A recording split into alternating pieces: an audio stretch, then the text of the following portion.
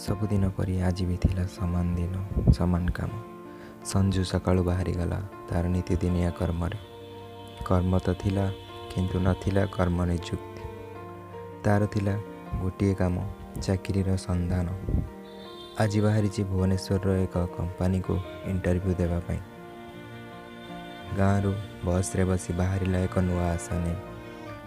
ବସ୍ର ଗତିଠାରୁ ତାର ଚାକିରିର ସ୍ପୃହା ଥିଲା ଢେର ଅଧିକ। ଏହା ଭିତରେ 2 ଘଣ୍ଟା ବିତିଗଲା।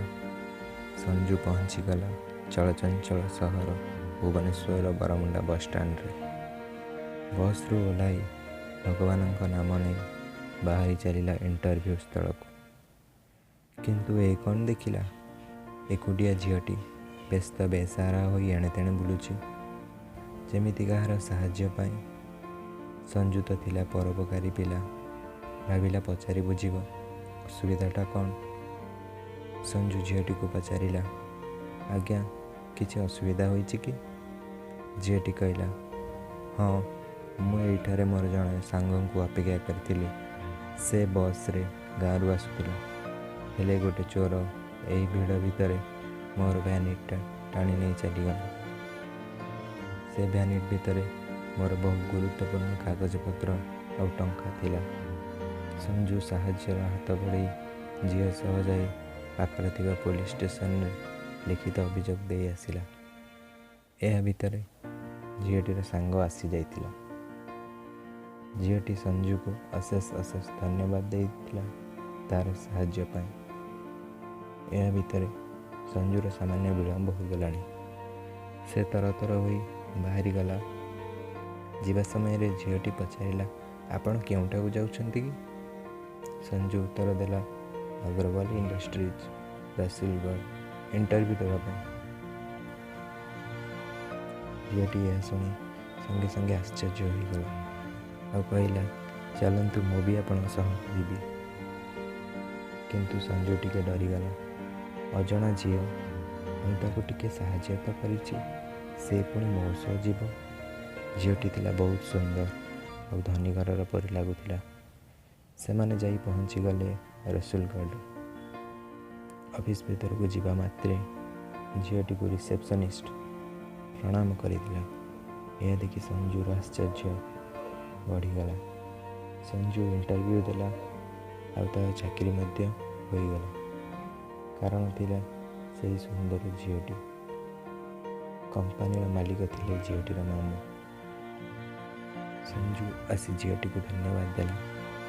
ଏବେ ଦୁହେଁ ବହୁତ ଜୋରରେ ହସିବାକୁ ଲାଗିଲେ, କାରଣ ଏତେ ସବୁ କିଛି ଘଟିଯିବା ପରେ ବି ଦୁହେଁ ପରିଚିତ ହୋଇନଥିଲେ।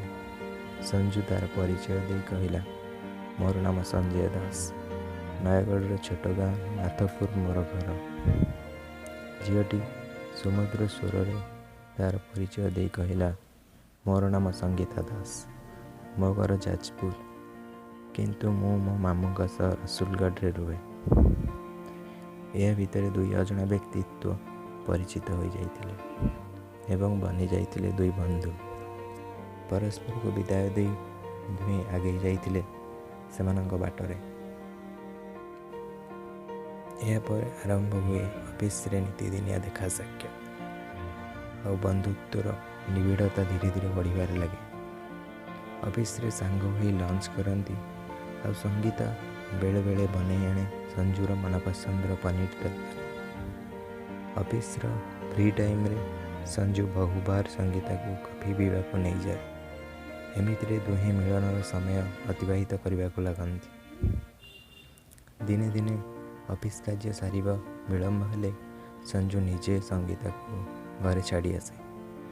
ଏହା ଭିତରେ ସଙ୍ଗୀତା ପ୍ରତି ତାର ବନ୍ଧୁତ୍ୱ ଭଲ ପାଇବାର ରୂପ ନିଏ, ଆଉ ସେ ମନ ଦେଇ ବସେ ସଙ୍ଗୀତାକୁ।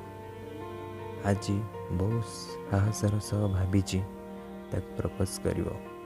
ସେଥିପାଇଁ ବାଟରୁ କିଣି ଆଣିଛି ପ୍ରେମର ପ୍ରତୀକ ଗୋଲାପର ପାଖୁଡ଼ା। ଅଫିସରେ ବହୁ ଅପେକ୍ଷା ପରେ ସନ୍ଧ୍ୟା ହୋଇଯାଇଛି, କିନ୍ତୁ ଆସିନାହିଁ ସଙ୍ଗୀତା। ତାର ଫୋନ୍ ମଧ୍ୟ ଲାଗୁନାହିଁ। କ'ଣ ହେଇଛି ସଙ୍ଗୀତାର? ସେ କ'ଣ କିଛି ଜାଣିପାରିଲା କି? ଏମିତି ବହୁ ପ୍ରଶ୍ନ ତା ମନ ଭିତରେ ତିଆରି ହୋଇଯାଉଥିଲା, ଆଉ ସେ ଖୋଜିବାକୁ ଲାଗିଲା ତା ପ୍ରଶ୍ନର ଉତ୍ତର। ସତରେ କ'ଣ ସଙ୍ଗୀତା ଜାଣିକରି ଆସିନି ନା ଆଉ କିଛି ଘଟଣା ଘଟିଛି? ଏ ପ୍ରଶ୍ନର ଉତ୍ତର ଆପଣମାନେ ପାଇବେ କାହାଣୀର ଦ୍ୱିତୀୟ ଭାଗରେ। କାହାଣୀଟି ଯଦି ଭଲ ଲାଗିଥାଏ ନିଶ୍ଚୟ ଲାଇକ୍ ଆଉ ସାଙ୍ଗମାନଙ୍କ ସହ ସେୟାର କରନ୍ତୁ। ଏହିପରି ମନଛୁଆଁ କାହାଣୀ ଶୁଣିବା ପାଇଁ ଆମ ଚ୍ୟାନେଲକୁ ସବସ୍କ୍ରାଇବ୍ ନିଶ୍ଚୟ କରନ୍ତୁ।